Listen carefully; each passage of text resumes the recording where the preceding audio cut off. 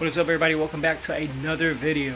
Alright, so today we're going to be talking about how to make your K-swap even better. So let's get right into it.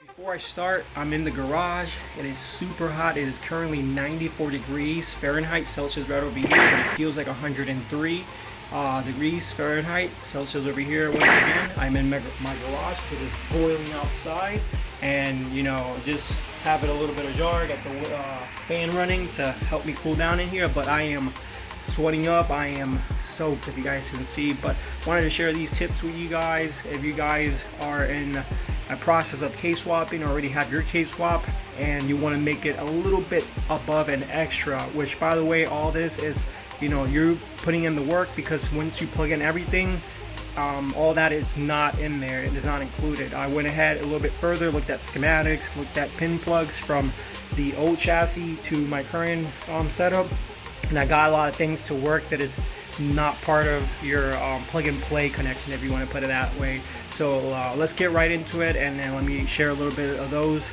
with you guys, and then that way, you guys, if you guys are interested in making it way better, it's up to you guys. But let's get right into it. Talk about the car a little bit, a little kind of walk around here in the garage. But first, the first one, if you guys are running power steering, when you're running power steering, you have a power steering switch that comes on the RSX, and it also comes, or it just comes on the other vehicle, whatever other chassis that you're putting the ECU from.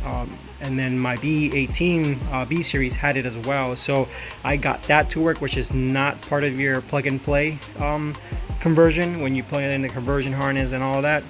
So I got that to work. If you guys are interested, I have the video already uploaded for you guys. The next one is going to be your brake switch, which I have not done because a lot of people do not care, but I wanted to share this with you guys. And essentially, let me go back let me go back here and hold up a little bit and talk about the power steering one. So the power steering one, the way it works is by you having it connected to the ECU. When you're driving and you're making turns and stuff like that, you're actually putting more load on the engine because the pump has to work harder. So essentially, the engine's going to feel the load of the pump working harder to pump as you're making turns. So the engine signals to the ECU, thus letting you know the ECU, hey, we're going to do a little bit more power, we're going to do a little bit more fuel, you know, maybe retard the VTC, and that way it prevents the engine from stalling or idling really low. So that's something really helpful. That was number one. All right, and then number two is the brake switch. So how that one works, which is also not part of your plug and play, is when you're coming to a halt, it signals to the ECU that you're reducing speed, thus coming to a halt, and it signals and it does the proper settings to the engine to start reducing power, thus fuel and all that to the engine. Keep in mind, this one's completely optional, because as you're doing that, it's something that you really don't feel and is really minimal. But I wanted to have it all functioning with the ECU. Essentially, I want the ECU knowing everything I'm doing in the car, like if it's factory at all time. So that's number two right there.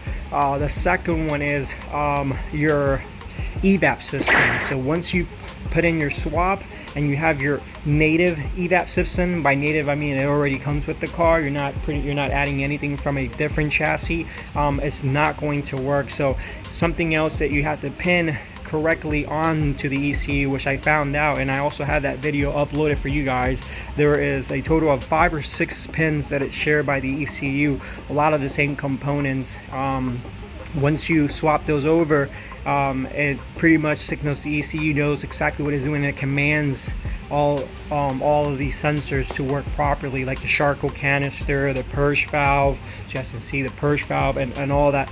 The only difference with this one is the Acura Integra has a kind of like a 3-way shutoff valve. The RSX has a 2 shutoff way valve, but nonetheless do the same function.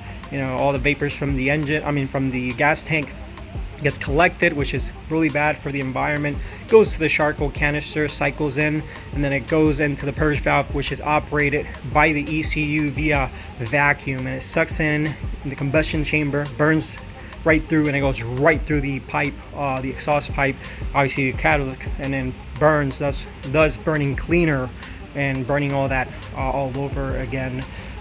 So that's another one. So that should be third on the list to make your K-swap even better. And I think so far that's pretty much it that I can say. If you guys are interested in making your K-swap even better, I got those video uploaded for you guys. Don't hesitate to drop a comment down below, because I have not done the brake switch one. I just did that one. That was a little bit challenging. And then also, if your conversion harness does not have it, this will be tip number 4. I guess an OBD port scanner, DLC scanner. It's not really needed because you can just plug your computer and see all your stuff. Or pull up the if you have K-Pro, obviously the app and stuff like that. It's this data link connectors you guys can see right there. Once you put the swap, that does not work. I got it to work completely with my swap. So now when I want to read a code without slapping the computer or plugging in the computer, I can just put in a scanner or something, or you can take it to a local parts store as well if you're on the road and you do not have your ECU and your or maybe you don't want to use your phone, but it's just something that is stock and comes in factory from the car, and I wanted to have it running as well. And then number 5 is if you do not have a hybrid racing conversion harness, and I don't know of any other ones out there, your brake master cylinder switch, which is that one right there. You see those two little right there, which I do have a video of it as well. That does not plug in because you essentially eliminate it when you plug in everything. It does not speak no longer to the native conversion harness that's in the car.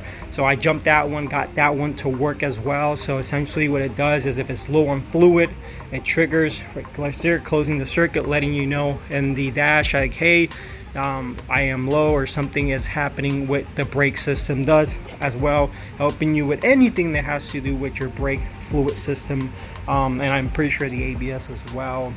I did have and by the way, those are 5 things right there that I did so far to make the swap even better, and you guys can do that as well. But something off topic is my ABS was actually not working, and I got it to work. It was twice that it gave me an issue, and believe it or not, when I was doing the troubleshooting procedure, it actually turned out to be a faulty connector. You guys can see right there, it is rusted and bad, you guys can see, and it broke off, thus not giving me proper contact, and I was getting pretty much issues over here from the pump all the here to the pretty much the ABS computer that runs. It's tucked right in there, and I was not getting no signal to this one right here, which is your right rear sensor, and it was this right here the whole time.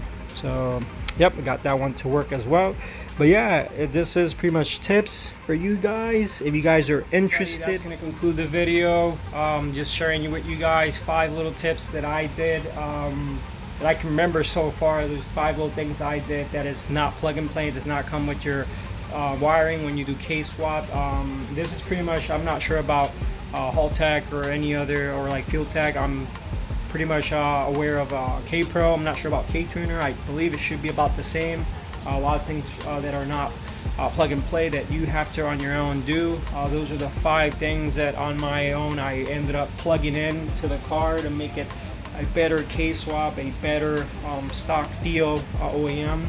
I am going to put AC in the future, and then if you guys are interested, I'll tell you a little bit what I did. But I mean, it's really repetitive what people have done and how they put the relay and stuff like that. Pretty self-explanatory. I pretty much got a hybrid racing Integra kit, not the Type R. Don't get the Type R, because obviously if you do have Type R, they get the Type R. But essentially you'll be using the kit and then a lot of the already existing lines that I already got. So can't wait for that, but I got a tune first. So yeah, so I was going to conclude the video. Thank you guys for watching.